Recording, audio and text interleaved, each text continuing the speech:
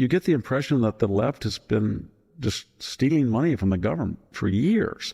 I don't mean money, I mean hundreds of millions, hundreds of billions. I think whatever your feelings are about Africa, everybody agrees on one thing. It's not working. It's too violent, it's too corrupt, and it's destroying the infrastructure that they inherited, and they cannot sustain it.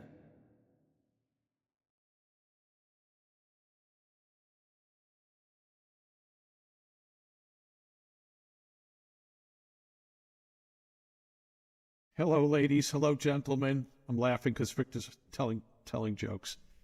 Jack Fowler. I'm the host of the Victor Davis Hanson Show. Welcome to it. We are recording on Monday, the 10th of March. This episode is up on March 13th. We're approaching the infamous Ides. Victor. Victor is the Martin and Ely Anderson Senior Fellow at the Hoover Institution and the Wayne and Marcia Buskey Distinguished Fellow in History at Hillsdale College, where he's just come from. He survived it. He's here to share his wisdom. He's got a website, The Blade of Perseus. VictorHanson.com is the address. Lots to talk about today with Victor. Student loans, Trump removing the security clearance for Perkins Cove, Trump killing aid to South Africa over its now rampant anti-white racism, John Kerry exposed for undermining FBI investigations into Iranian terrorists. Maybe he belongs in jail. At least for this bad plastic surgery, he belongs in jail. Pop-up nonprofits, a real problem that we are seeing in the abuse of the 501c3 tax code by leftists to line the pockets of their pals. So much to get Victor's wisdom on, and we will get to that when we come back from these important messages. We are back with the Victor Davis Hanson Show. Victor, my friend, I'm glad you're still in the saddle here. Today, we recorded earlier, but he's plugging through. Victor, I think that it'd be wrong for me to say Donald Trump kiboshed the public service student loan program, but he has. By the way, the concept now that public servants who now make more money than your average American deserve to have their loans forgiven, their student loans forgiven after 10 years. I mean, gosh, my wife and I were suckers for for sending our kids to a state school where they could have gone to Holy Cross or something like that. I'm just glad that there's some Trumpianness being brought to this issue. Your thoughts? Yeah, I mean, nobody in their right mind thought the student loan program would balloon to $1.7 trillion. I think 30% of the loans, especially after COVID, are non-performing. And, it's directly correlated with two unfortunate developments in higher education. Number one, the average person that does graduate, it takes 6 years, not 4. Half the people who enroll in college drop out and don't get any degrees. And third, the universities have raised their costs higher than the rate of inflation because they have a guaranteed source of cash, and that's the federal government that backs these loans for students. And the only way you're ever going to get out of the problem is you're going to have to tell the universities and colleges, you're going to have to deal with the private sector, and we suggest that you put your endowments up as collateral. And then think of if you were going to Stanford University or Harvard or Yale or Duke, and you were pre-law, pre-medicine, you're going to be making $1 million 1 year perhaps, and you say to them, well, I'm just going to take 6 or 8 units. No, you're not. You're not going to take 6 or 8 units. You're going, I had some trouble after I graduated, and that gender studies major, I can't get a job, so I'll pay you back when I can. No, you're not. No, you're not. In other words, there would be accountability. If those universities had to guarantee those loans when they defaulted, then they would advise the students about which majors were remunerative. They want you to get out of college as quickly as possible in 4 years, and they want you to graduate. And they would expedite that. But there's no more. The moral hazard is just not there. They would also not have as big an administrative staff. They wouldn't.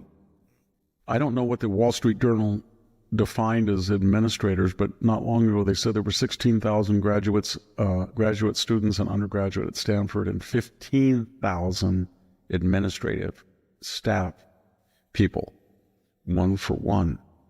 But and then Joe Biden, when he tried to counsel him, remember right before the midterms, he had that habit of draining the Strategic Petroleum Reserve and canceling student loans and trying to say that he was going to legalize marijuana for the youth vote. Well, the Supreme Court, Nancy Pelosi says, unfortunately, Joe, you can't do that. It's against the law. It's just to give amnesties on loans and break those contracts. And then he did anyway, and it went through the courts, and the Supreme Court ruled against him. Remember when he was still a candidate? He said, and I found a way around it. All you people who believe that Donald Trump is violating statutes and we're in a quote-unquote constitutional crisis should remember what Joe Biden did. He bragged to the nation that he would find a workaround the Supreme Court ruling that said no president can arbitrarily cancel a student loan. And then you've got the issue that 60% of people are not getting bachelor's degrees, and you're asking them as taxpayers to subsidize those who do.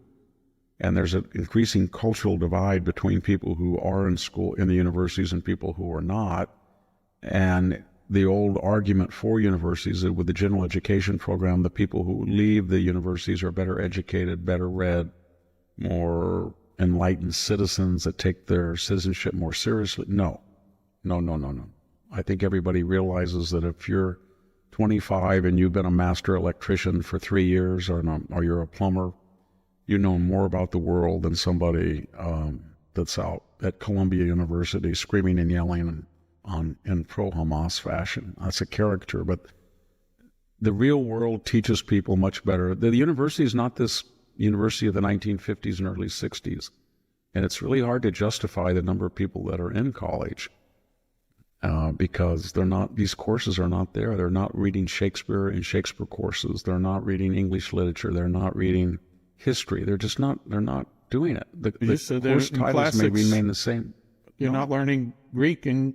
No, they dropped the Greek requirement at Princeton University because they felt it was too exclusionary. Everything is exclusionary. If you think about it, everyone, DEI is the most toxic idea because ultimately it's entirely nihilistic. It can make the argument that there's unfairness in every aspect of our lives. And therefore the government has a right and it has the power to address that inequity and with diversity, equity, and inclusion. But they want it, it's so funny. They want to make the United States in a way that if you made the NFL or the NBA that way, they would go crazy. If you said to the NFL and the NBA, you're one of the most lucrative, prestigious, remunerative institutions in America, more people watch you. If you make it to the NFL, you're going to be a multi-millionaire with endorsements. But it's just not diverse. It isn't. 12% of the population is African American, and maybe 65 to 70% are represented on NFL rosters. I'm sorry, it's just not diverse. And it's not inclusionary because there's a lot of wonderful Asian people and poor whites and Hispanics. Why don't you have some, Cambodian tight ends and maybe some Hispanic quarterbacks? Why don't Roman Gabriel, I remember him, he was great. So let's have quotas. And then, of course, people say that nobody would want to watch it. They want the best. Yes, exactly. They want the best people on the field. And you can find ways of determining that, can't you? Merit. Well, you can't find out merit. That's just a construct. Well, it's a construct if you're on the left, if you're talking about air traffic controllers, but it's real if you're defending the NFL for being not racially diverse. So people in the NFL believe that they have mechanisms to find the best people to make the most interesting games with the highest accomplished athletes. And the same thing is true with airline pilots or nuclear control people. You can find the best people through test and experience and stuff. I'm always curious about you and Victor when you talk about sports, given that you were a farmer and teacher. I wonder when you ever had time to watch the NFL on a Sunday. I used to once in a while. I wasn't but between 1980 and 84, almost for 5 years, I didn't do anything else, Jack. I got a PhD right before I turned 26. I'd written a book, but I didn't think I was ever going to go into academia again, so I was farming 180 acres with my brother and cousin. And I was exhausted every day because we didn't have any hired men, it was us. So I did most of the herbicide spraying, and I did a lot of the labor problem. And my other brother did a lot of the pesticide stuff, and we pruned, we tied vines, we did a lot of to save money. But we'd get home at night, we were just exhausted. But on Sunday, I would watch football. I used to, 1980, 81, 82, 83, my favorite quarterback of all time was Jim Plunkett. Yeah. He was a wonderful guy, man. He was at Stanford, and my dad and mom took me up there and watched him, and he almost beat USC. He was a wonderful guy. He was a noble person. I think his parents were, no, I never did. I did run out there when I don't know how old I was, maybe an 8th grade or a freshman. We went to the Stanford USC game, and I ran out there and yelled his name, got close to him. Oh, I did meet him in the Bank of America in Stanford Shopping Center once. Said hello to him. He didn't know who I was because I was of no interest, but he was a great person too. And he took I think he played for the Buffalo Bills before he went to the Raiders and 49ers. He played for the Patriots too. Yeah, Boston Patriots, and they really beat him up. He was sacked. He was like some kind of rock, or statue. He would just stand there, and these guys, he was about 6'3", solid muscle, and these guys would just take shots at him and bounce off. And then he had that razor arm. It was just like a laser. He was a great player. So I watched all that, and then I lost interest in it. I couldn't, I got it writing, and yeah, it's only 24 hours in a day. Yeah, I don't have the time. And football changed too. It became too blitzy and all this. Take the knee. I couldn't get into all that. Yeah, well, performance art began there, I think, actually. Victor, again, at the risk of harming our listeners by having me read more, I just want to give a little clip here from Donald Trump's executive order killing security clearance for Perkins Coie Fusion GPS, the law firm. Here's the core section. I'm just thrilled that he's doing this. This is an executive order. The dishonest and dangerous activity of the law firm Perkins Co. LLP has affected this country for decades, notably in 2016 while representing failed presidential candidate Hillary Clinton. Perkins Co. hired Fusion GPS, which then manufactured a false dossier designed to steal an election. This egregious activity is part of a pattern.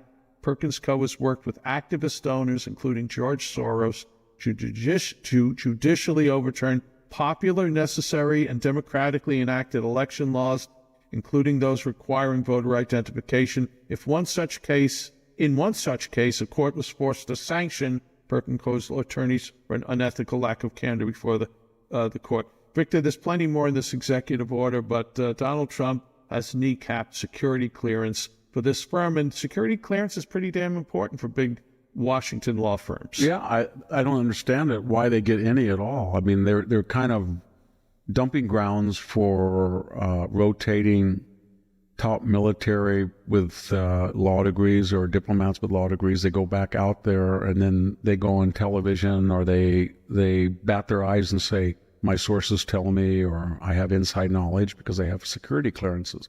Why do they need them? I don't think they need them at all. I don't think that, National Security Advisor Waltz or Secretary of State Rubio or Secretary of Defense Hexas that said, we've got to get a coherent policy toward Ukraine. I know what we need to do. Get those guys over from Perkins Coie. Get them over here. They've got security clearance. Call up Clapper. Call up Brennan. Those guys really, call up some of the former generals. Maybe they can give us an insight. They keep up. I don't think that's going to work like that. They don't need to. And remember, Perkins Co. Coy, it was one of 4 links to hide the fingerprints of Hillary Clinton in something that was really illegal.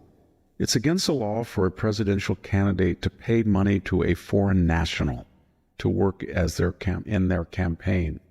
So she had the DNC give money to Perkins Coie, who gave money to Fusion GPS, who gave money to Christopher Steele. And they had basically from Hillary to the DNC to Perkins Coie to Fusion GPS to Steele 4 paywalls.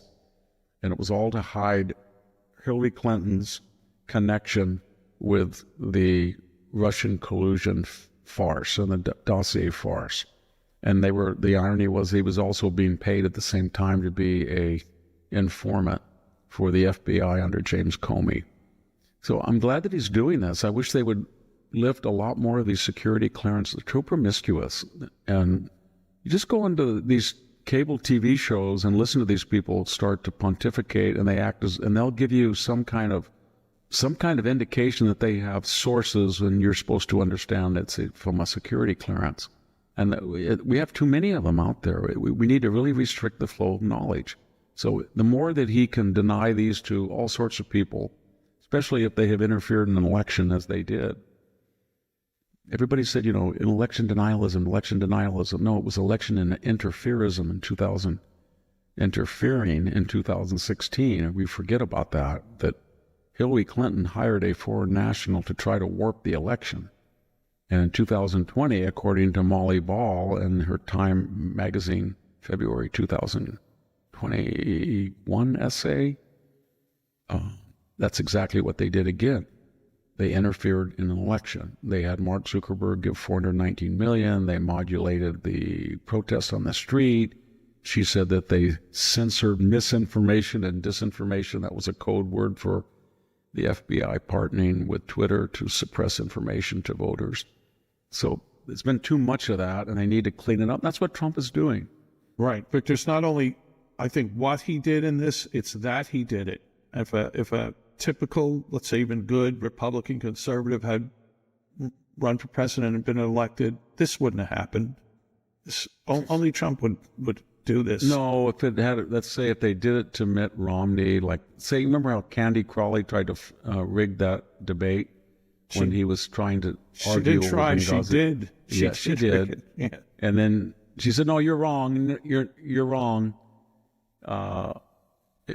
It wasn't terrorism. It was there was a film guy did it. That's why the riots cost. It was a right-wing filmmaker. It wasn't." And Mitt Romney said, "No, may I object?" Well, he never followed that up. Nobody in the Romney campaign said that they were rigging the election. They didn't care. Any other Republican would have had a committee of sober and judicious experts, and they would have said, "Let's refer this questions about security clearances and come back in 6 months." Yes. Well, happy day. It's not who Trump is, for good or evil. When he's building some big high-rise, he doesn't make a committee. He steamrolls opposition. He makes a deal with, roadblocks, and then he feels that the eventual product will be very good for people, and they'll overlook the messiness of the implementation and construction. Victor, I have to spring something on you here. This is mean of me because I usually clear this ahead of time. Why don't you give me, is it 2 Advils or Tamiflu? I sent you this link. This is apropos of nothing other than while at Hillsdale, part of the reason you were there was to discuss war movies. This is a tweet, an X, a post. In an apparent violation of the president's DEI order, the American Battlefield Monuments Commission, which you were a commissioner on, still has a chief diversity officer who believes that DEI is quote-unquote imperative to preserve American battlefields. Can you believe that commission had a DEI officer? Of course you can believe that. They didn't when I was there. No, I know. But I was fired with... It's another thing that's funny. We had the 5 former defense secretaries, Secretary Austin, Secretary Mattis, Secretary Hagel, Secretary Perry, Secretary Panetta. and they said Donald Trump is firing, and this is an outrage, and we've never politicized the Pentagon. I'm thinking, wait. Not only did Obama fire generals and generals, many of the generals who signed one of them who signed the letter, and not only did Panetta interfere in an election and lie about the Hunter Biden authentic laptop and never apologized, but they fired all these generals, but they fired 18 people. Biden did that were on the service academy boards. Remember that? He just came in and said, you're fired, you're fired. They even fired H.R. McMaster. He was on the West Point board. And I was on the American Battlefield Monuments Commission, and I just got a letter that says you will surrender your passport. They each gave us, a diplomatic passport. I never really used it. I never charged them one penny to visit. Half the American dead in World War I and World War II are buried abroad. I always, if I was overseas and I was conducting tours, I always made an effort to take a side visit to the Ham cemetery, or if I was in Tunisia, I went over and looked at the American cemetery there, same in Italy. But there was no need for diversity. What would that mean? I mean, each year there was maybe one or two people who were found, from a construction project or something. They would find the remains of an American soldier, and then they would have DNA. But the whole point of the cemeteries, there was the most rigorous standards about the Carrara marble crosses and the shape of the cross and what can be and not put on can and cannot be put on the cross. And the whole point is these beautiful manicured cemeteries, and everybody is equal. It's not like a private cemetery. One guy has a monument and another person doesn't, or there's an angel statue or a pyramid or a monolith or an obelisk. None of that. That's the whole point, that in death, people were like they were in the Army. They were all equal as the Americans. So what would a DEI person do? The only thing that I can remember about my brief tenure on the committee was that the Europeans were trying to partner with us, peace gardens. Basically, after Saving Private Ryan and the Normandy battlefield became one of the biggest tourist attractions in Europe, and of course they wanted to have out in the parking lot some kind of utopian, postmodern, war is harmful for young kids and other living things type attitude. And we were just trying to stick to the mission statement. So the mission statement was how to ensure that the graveyards reflect the dignity and the sacrifice of American soldiers, and they keep to the mission statement as outlined in the original charter of the commission. And I mentioned that if Donald Trump really wanted to stop all that, then he could appoint Thomas Connor, a professor at Hillsdale, who wrote the book on the commission, the American Battlefields Commission. He wrote the entire book on it and the history of it, its operation, its value. And he's a Trump supporter. He would be a nonpartisan, but he would be, if he was the head of that commission, he would do a wonderful job. And he would ensure, I can guarantee you, there's not going to be a diversity, equity, inclusion officer in that. They have a permanent staff that was very good, but why would you need someone? What would be the purpose to do what? How would you want to bring race or gender into the operation of cemeteries abroad? It's the Soviet way. The ideology must be everywhere and in everything. I mentioned before the chess club, the Soviet Union chess club, thought they could escape the Marxist rule, but there was no hiding. Silence is violence and all that crap. Hey, Victor, we're going to get your thoughts, speaking of racial matters, of Donald Trump's actions related to South Africa and a proposed bill by Senator Mike Rounds about U.S. land being sold to our enemies. And we're going to get Victor's thoughts on these things and more when we come back from these important messages. We'll get back to the show in a minute, but first let's talk about something that's affecting all of us. The dollar isn't as stable as it once was. Interest payments on our national debt now exceed our entire military budget, and if you're paying attention, you know traditional retirement strategies might not be enough anymore. That's why we want to tell you about American Alternative Assets. They specialize in helping investors diversify with gold, a physical asset that's preserved wealth for centuries while paper currencies have come and gone. What makes American Alternative Assets different is their simplicity. You can transfer funds from your existing retirement accounts, 401ks, or IRAs. No taxes, no penalties. If you're ready to explore gold as part of your retirement strategy, call 1-888-615-8047 or visit VictorLovesGold.com and use the code VICTOR and claim your free wealth protection guide. That's 1-888-615-8047 or visit VictorLovesGold.com and use the code VICTOR and claim your wealth protection guide that they're offering to all our listeners. We are back with the Victor Davis Hanson Show recording on the 10th of March. This episode is up on the 13th. Do remember Victor's website, The Blade of Perseus. VictorHanson.com is the web address. You have to subscribe. You have to subscribe. Why? Because if you're a fan of Victor's writings, you want to read everything he writes. And twice a week he writes ultra articles exclusively for The Blade of Perseus. He also does an exclusive video every week for the site. You'll find the archives of these podcasts, links to everything else Victor writes and does. But it's $65 a year, which is discounted from $650 monthly due. Please check it out early and often like they vote in Chicago. Victor, here's a headline from PJ Media. Trump slashes all South Africa aid, cites anti-white government policy. A quote from the article: South Africa is being terrible.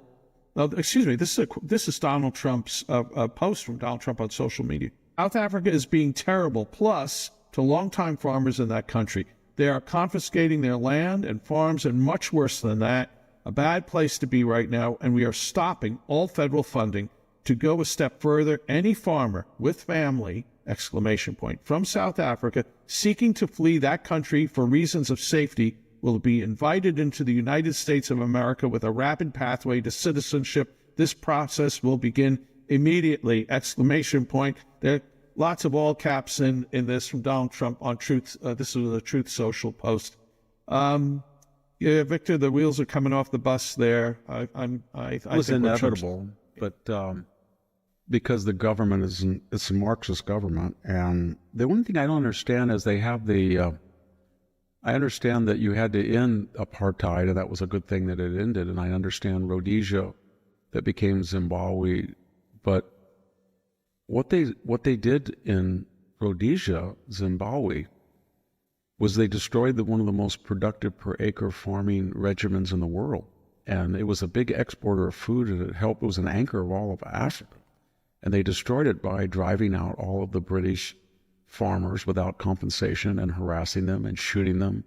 Or they could have done it gradually, or they could have allowed them to have trainees to train Africans to help. But they just got rid of them, and then they regretted it. So South Africa looks at this, and what are they doing? They're doing exactly the same thing. And the country, I think, whatever your feelings are about Africa, everybody agrees on one thing: it's not working. It's too violent, it's too corrupt, and it's destroying the infrastructure that they inherited, and they cannot sustain it. Donald Trump cut off all foreign aid to South Africa. And remember, South Africa is a very radical country. They always side with Hamas. They're anti-Semitic, they're anti-Israel, they're anti-American, they're anti-European.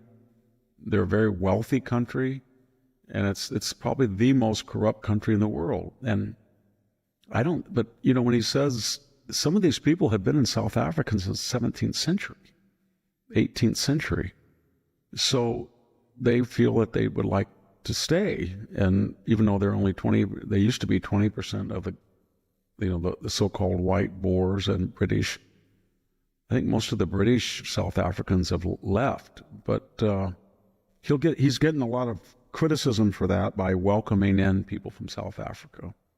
But it would be a immigrant that would, you bring people in who had skills, that spoke the language, and probably had capital. I would think someone that has a 1,000-acre farm and is running it successfully. I'm not blowing smoke at you as a farmer, but You don't have 1,000. You can have a 188-acre farm, right? And it shows your skill set and value to the country you're coming to. Yeah, but the problem that Trump will have will say, well, they're white.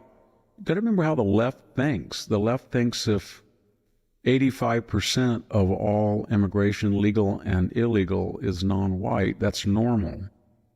And if you were to bring in people from South Africa, that's racist. That's just how they think. And it's such a minefield that people don't talk about it, but it gets this.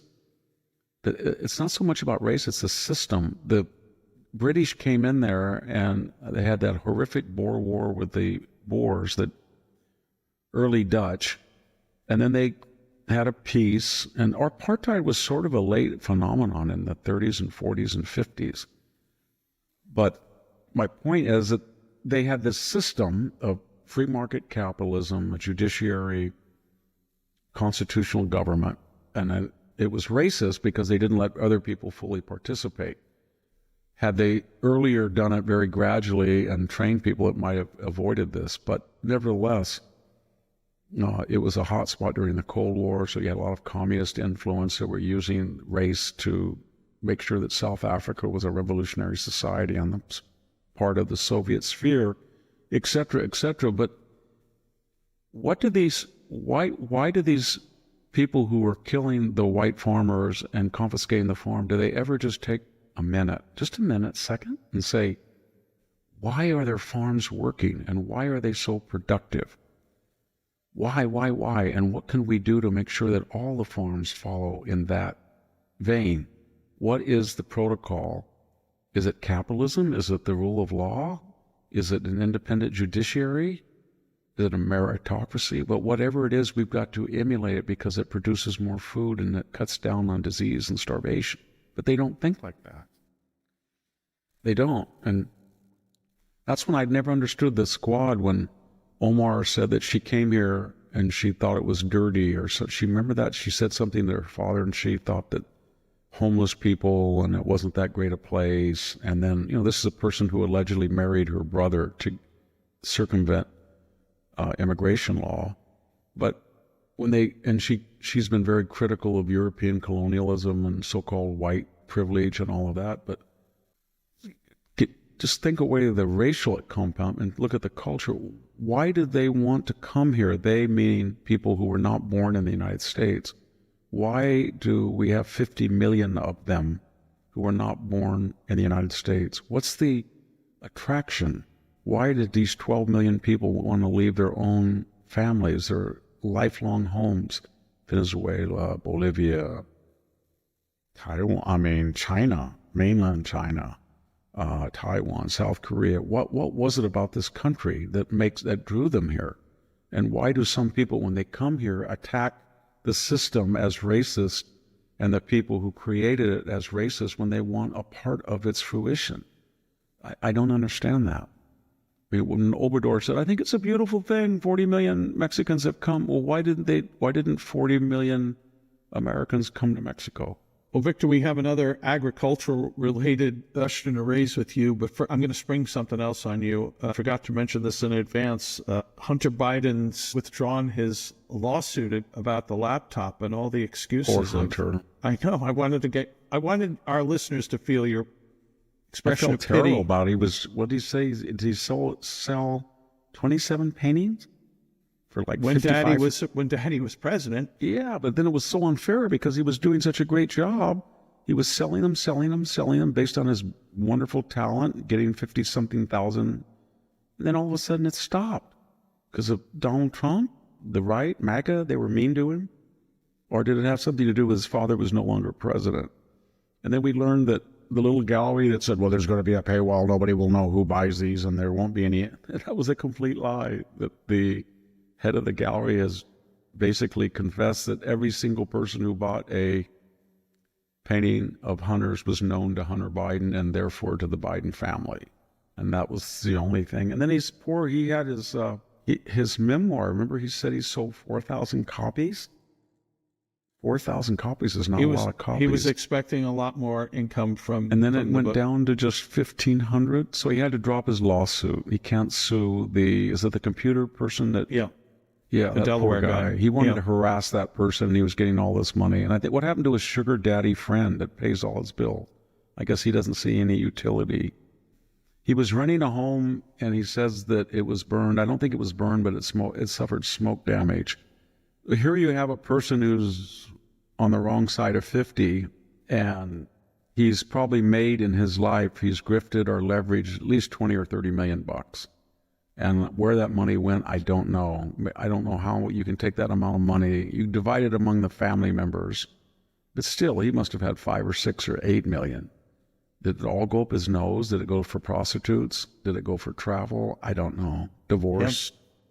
Well, he's lucky because, as his father told us, he is the smartest man Dad ever met. So but he'll have to he rely doesn't on have that. a marketable skill anymore, which means he must know that my only marketable skill was influence peddling. Victor, Senator Mike Rounds from South Dakota tweeted, X'd, commented, he has reintroduced the Promoting Agriculture Safeguards and Security Act, legislation to ban individuals and entities controlled by China, Russia, Iran, and North Korea from purchasing agricultural land at businesses located near U.S. military installations or sensitive places. And Victor, your thoughts on that, but also I wonder, should there not be also some kind of like national security eminent domain that takes these lands that China has already bought near U.S. bases and just boots them out, but in the good old USA buys them out while they boot them out?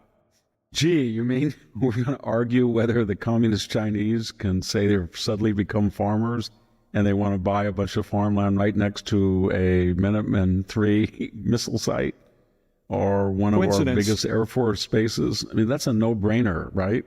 But only in America would we think it's controversial. I think the whole theme of the Trump administration has to be reciprocity, reciprocity, reciprocity. We'll know if we're on the right track if we always ask ourselves this question: would they let us do what we're doing for them? Can you go to China and can you buy, if you're a big capitalist, can you go buy, 5,000 acres next to a Chinese submarine base, Air Force base? The answer is no, you cannot. You can't do it in Russia either. So why would we allow that here? Same thing with the tariffs. If they have an 8% tariff, we'll have an 8%. It's a very good policy to have because it's not provocative. It just says that we don't really want to do this. We just want to live and let live. But if you're doing this to us, then we're just going to mirror image you and apply your standards to yourself. So if you're Canada and you want a 258% tariff on butter, then we'll have one on your butter. And just make it equal. Same thing with Mexico. If you're running, as I said last session, if you're running 260 billion in cartel profits and remittance profits and trade surpluses, then we're going to have to try to find a way to get that back to make it equal, not to our advantage. So it's very simple. Just don't buy farmland next to a military base and we won't do it to you. But if you do that, then maybe we'll do it in your country. And if you won't let us do it in your country, then we're not going to let you do it here. Amen, brother. It's so simple, doesn't it? It's so, it does. That's all It Trump does. is. He's right about it. It's a return to normalcy. Well, we have a couple other things. We're a little truncated here today. We got to keep Victor alive by not. Thank you. Thank you for the well-timed cough, my friend. I got to get some tape to tape these eyes open.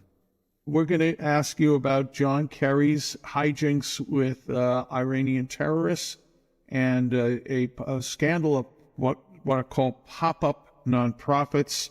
And maybe if we even have a little more time, some legal action being sought on Biden, Joe Biden's cognitive decline. I mean, who the hell was signing all these executive orders when he was still president?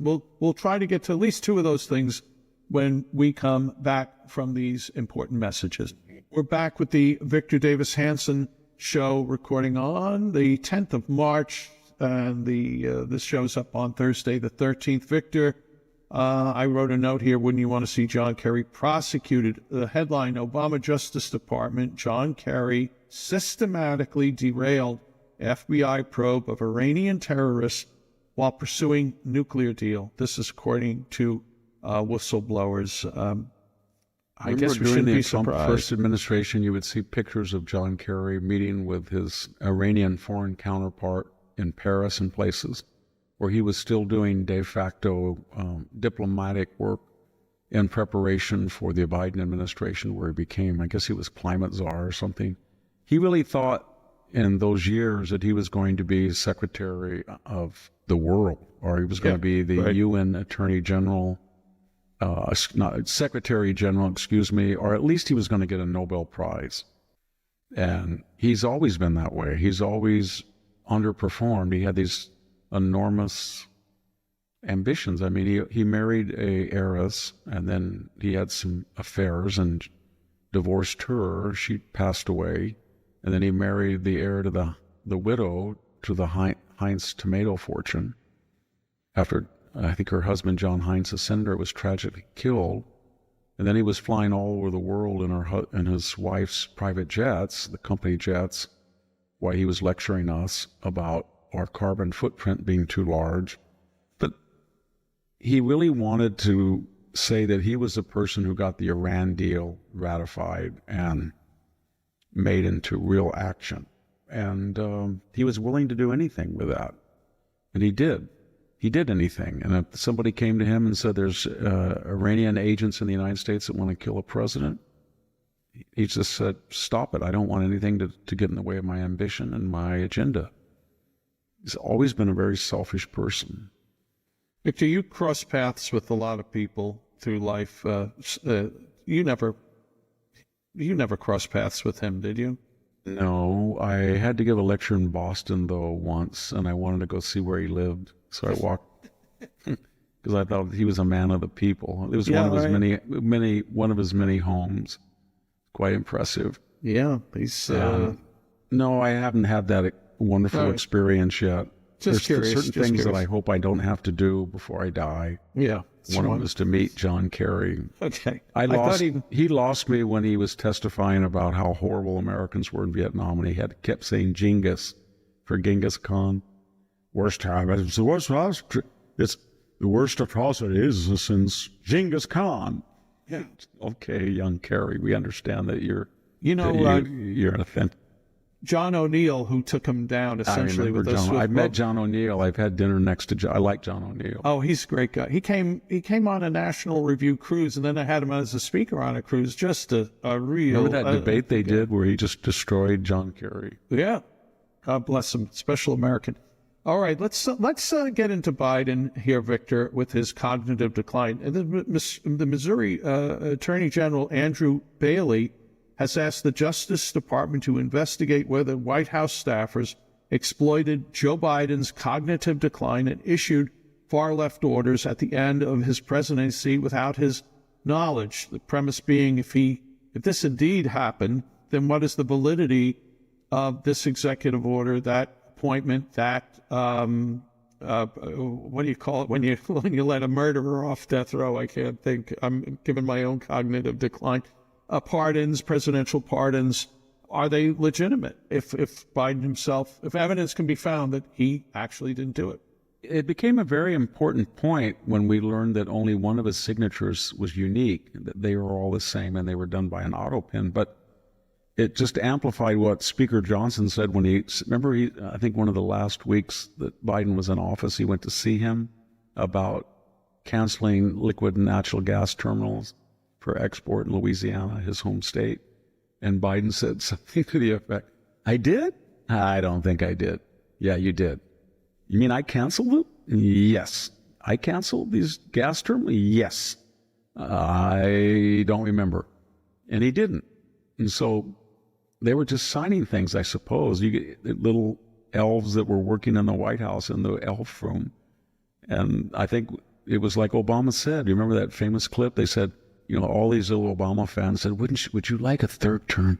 Well, I like a third term. I can just stay down here in the basement and work out. And I call in once in a while and just not be identified or have to meet people, just order and everybody'd run the country. That's exactly what he did. He tipped us off. He and Michelle and the Obama crowd, they had a captive, a waxen effigy. He should be questioned by many reporters over the last 2 weeks or so, given the collapse of the Democrat Party. But Obama seems to be in hiding. So, well, it'd be hard to find him. You'd have to go to the Chicago mansion, and then it'd be like chasing a billiard ball, going back and forth on a billiard table. No, he's at the $15 million estate on the coast, the Martha's Vineyard pad, with the 2,000 gallons worth of propane. Oh, no, we missed him. He's at the Colorado, Washington mansion. Oh, yes. No, he's in his new home on the beach at Hawaii. And you'd say, no, he can't be there, because he said that global warming would inundate all of our shorelines within 10 years. So why would he buy something like Martha's Vineyard on the coast or Hawaiian digs on the beach? There was another weird story about Obama that apparently a secret woman claimed that a Secret Service person assigned to his Hawaii mansion before he'd actually moved in was partying and inviting her to come over. And so the Obamas weren't there yet. I don't know if that's true or not, but that was the Daily Mail has been running a bunch of stories about the frailty of the man. We're not here to discuss these things with the Barack Obama and his wife. He has a third-party visitor, right? Yeah. Interesting. Interesting. All right, I always thought, I thought that his lifestyle would be, after he left, there would be an effort to pursue a different type of lifestyle, but it wouldn't be in the media. And then after about 10 years, when his kids were grown up, he would just do what he wanted. Maybe we're reaching that point. It's America that we suffered through this. Would you think it would be wrong that my wife and I are living alone here in our house, and I just invited some friend of mine, guy, and we just moved in with us? What? Are you suggesting anything untoward about that? Spice things up a little bit. No, okay, Victor. I don't think that would be the right term. Spice. The wrong kind of spice. Victor, this may be too much, and I hope it's not too in the weeds for our listeners, but you and I are both very involved in nonprofits. You've been on the board you work for one, you've been on the board with the Bradley Foundation. I work for a company, Amphil, that helps nonprofits. I've been on the board of nonprofits. And this is titled The Scandal of Nonprofits. And Lizzie McDonald, who I assume many of our listeners know, she's a reporter, terrific reporter at Fox Business News. She put this comment up on X the other day. Give me a minute here to read some of this. She writes, "This is disturbing. Biden and Obama Democrats created a new beast, the, quote, pop-up nonprofit shell, end quote. They suddenly launched to take in your taxpayer money, supposedly for things like climate change and illegal immigration. It's a major front for taxpayer abuse with accusations of grift growing by the hour." This is, again, Liz McDonald writing. "Never saw it like this in decades, covering IRS and taxes. Check out the tax returns for one of these pop-up NGO shells, the Climate United Fund, which got the biggest nonprofit grant in history out of Biden's massive climate slush fund. It got $7 billion. I'm not going to read through all of this. Not a lot of money spent. A fraction of the $7 billion is spent. By the way, part of that fraction was given to Stacey Abrams. It says there are these forms called 990s, right, that are tax returns for nonprofits. This slush fund has little to no details of how much its officers get paid that you typically see on NGO 990s. In fact, virtually no details. Red flags that it's a shell. Victor, this is bad in its own right. And, of course, now ideology has marched through nonprofits really aggressively. Any thoughts on this as we close out today's show? It's exactly what Doge is supposed to find out. It's fraudulent, and there's a kind of a pattern to it, and that is mid-level or low-level functionary in government, when their tenure expires, they go to work for an NGO. Usually it has something to do with diversity, equity, inclusion, green transformation, solar power, something like that. And then they master it. They stay there a year or two, and then they get smart and say, you know what, I'm going to make my own company. Sheldon Whitehouse's wife, we talked about that. She was doing this too. She had a clearinghouse of money that he voted for. I think she distributed $14 million and shaved off $2 million for herself or something like that. And then they understand how it works, so they set up a dummy company, and then they can say, it's not for me, it's for the cause. And they usually do it in the last year of an administration. So Biden is losing, he's going to lose. Harris comes in after she loses. Then all this money is gold bars on the Titanic, I think they called it. Just throw the money to these NGOs who are going to distribute. Stacey Abrams was giving people, what was her, she was on TV the other day, or she was in the news, and she said that she could justify all the money. She went from $100 in her nonprofit to, was it $2 billion? $2 billion. Yeah. What? Yeah, $2 billion. And she said she was doing this so that the poor, deserving people of Georgia would have green refrigerators and appliances, not Obama phones, but green, so they could have all new. So think of that. What does green mean? It means you go into Home Depot, and every single refrigerator there by law has to have the power usage for the whole year. And then you go and say, we're going to buy the one with the lowest, and it won't make a bit of difference, but it will justify the scam. And then we'll just start to distribute these to our crony friends and take a huge overhead and make, $700,000 or $800,000 for ourselves per year. That's what they do. And how can you be for that when DOJ is exposing this every day? And, that's not that they don't know this is going on. When the President of the United States starts listing people 130, 140 years old that are getting this and that, Rubio shows you that, I think Rubio just came out today and said 83% of USAID will be gone for good, and the residuals will be under his control in the State Department. But it's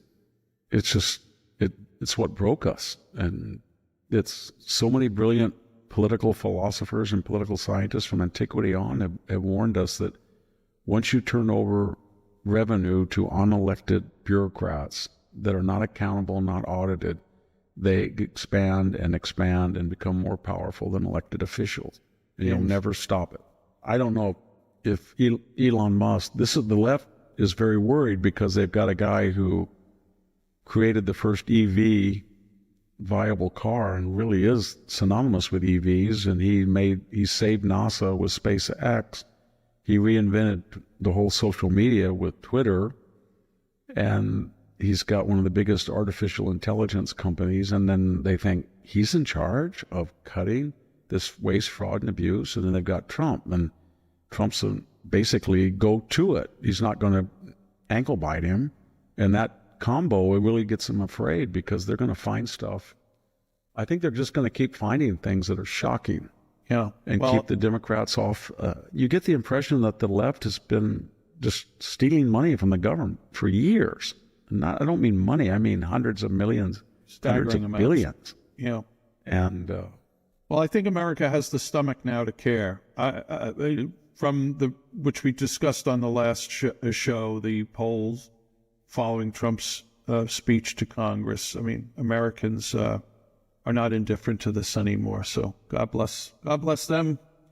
So Victor, we're gonna round this out today. Again, we're cutting it a little short so our friend can take care of himself.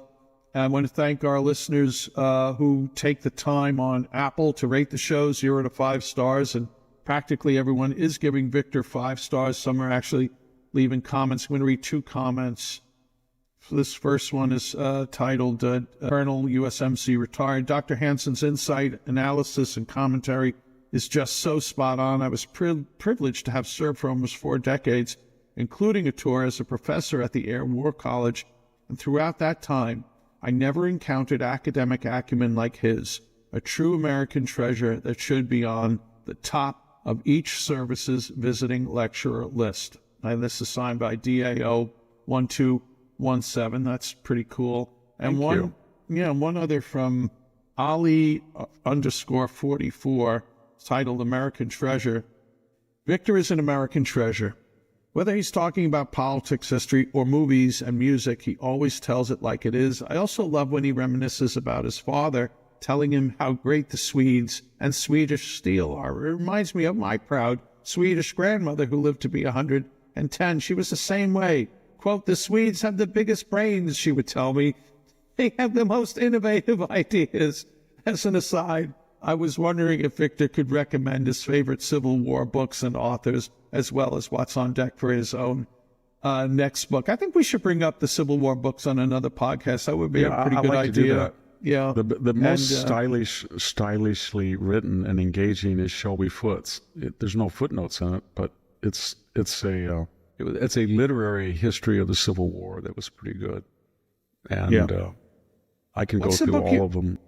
Yeah, what's the book here? Again, I'm sorry, Victor. The Greek book you have plans to write. Well, the problem with getting influenza A is that all your plans, you think you're never going to get over it. So after 5 days of this 101 temperature, yeah, I've had all these people, they say, what happened to you? They write, are you going to do this tonight, Fox tonight? You're going to do Newsmax? You haven't written any? I have over 400 emails I haven't even looked at. So the last thing on my mind is a biography of Epaminondas. And there's not a lot of Epaminondas fans out there who are saying, Victor, if you don't write that biography of Epaminondas, I'm going to be really upset.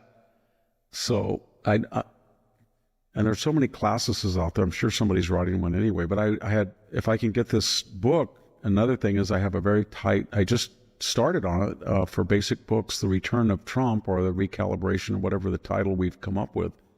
But I was going gangbusters and I haven't been able to. Every time I start to type, my head goes like I'm on a yacht or something. Victor, you should be aware that in 2 minutes your head will be on a pillow. I need to thank people who thank me for writing Civil Thoughts. That's the free weekly email newsletter I do for the Center for Civil Society, where we are trying to strengthen civil society. What's Civil Thoughts? It's a newsletter. It comes out every Friday. It has 14 recommended readings. It's free. We do not sell your name. There's no strings attached. I know you'll enjoy it. So go to civilthoughts.com and sign up. Go to The Blade of Perseus, victorhanson.com, and subscribe. Thanks, everybody, for listening. We will be back. I hope we will be back with a healthier Victor Davis Hanson. Thank you for listening. I'm sorry if Sammy and I have missed some pause. We're going to try to make them up. Amen. But Sammy's in bad shape. She'll Sammy's survive. got a flat tire. Okay. We'll see you guys. Bye-bye. Take care.